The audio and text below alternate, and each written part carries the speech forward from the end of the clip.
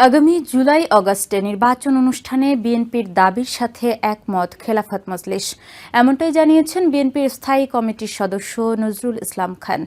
বুধবার রাজধানীর গুলশানে খেলাফত মজলিসের সাথে বৈঠক শেষে অবাধ সুষ্ঠু নির্বাচনের জন্য যতটুকু সংস্কারের প্রয়োজন তা সম্পন্ন করে নির্বাচন দেওয়ার আহ্বান জানিয়েছেন নজরুল ইসলাম। এ সময় খেলাফত মজলিসের মহাসচিব ড আহমেদ আব্দুল কাদের বলেন, জাতীয় ঐক্য সুসংহত রাখতে সংলাপ অব্যাহত থাকবে। মঙ্গলবার জামায়াতে ইসলামী ও ইসলামী আন্দোলনের দুই শীর্ষ নেতার বৈঠকের পর রাজনীতির মাঠ সরগরম ইসলামী দলগুলোর নির্বাচনী মোর্চা তৈরির বিষয়ে।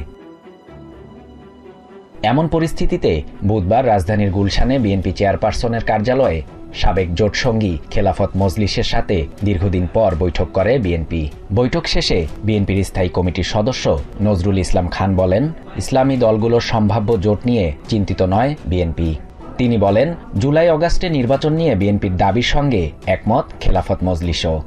এটা সংস্কারগুলি করে একটা নির্বাচন আয়োজন করা এবং খেলাফত মজলিসের পক্ষ থেকে বলা হয়েছে যে এই কাজটা করার জন্য এই বছরের বেশি সময় লাগার কোনো দরকার নেই। এ সময় খেলাফত মজলিসের মহাসচিব ডক্টর আহমদ আব্দুল কাদের বলেন, জাতীয় ঐক্য সুসংহত করতে সংলাপ অব্যাহত থাকবে। সংস্কার শেষে দ্রুততম সময়ে নির্বাচন অনুষ্ঠানে বিএনপির সাথে একমত তারা। এদিকে জাতীয় প্রেস ক্লাবে এক আলোচনা সভায় বিএনপির স্থায়ী কমিটির সদস্য আমির খসরু মাহমুদ চৌধুরী বলেন, জনগণের সমর্থন ছাড়া কোনো সংস্কার চলতে পারে না।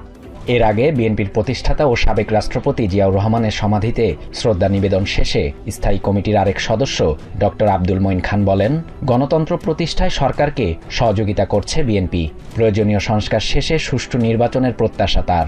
এ সময় তিনি আওয়ামী লীগকে সাথে নিয়ে নির্বাচনে যাওয়ার বিষয়ে বিএনপির অবস্থান তুলে ধরেন। এদিকে চট্টগ্রামে এক মতবিনিময় সভায় বিএনপি চেয়ারপারসনের উপদেষ্টা জয়নুল আবদিন ফারুক বলেন, অন্তর্বর্তী সরকারকে সমর্থন মানে এই নয় তারা মঈনুদ্দিন ফখরুদ্দিনের মতো ক্ষমতা হস্তান্তরে বিলম্বিত করবে। নির্বাচনকে দীর্ঘায়িত করার চক্রান্ত হচ্ছে বলেও মন্তব্য করেন তিনি। শাহরিয়ার শাফাত, TVN 24 news desk. New York থেকে সম্প্রচারিত TVN 24 টেলিভিশন বিশ্বজুড়ে বাঙালির কণ্ঠস্বর।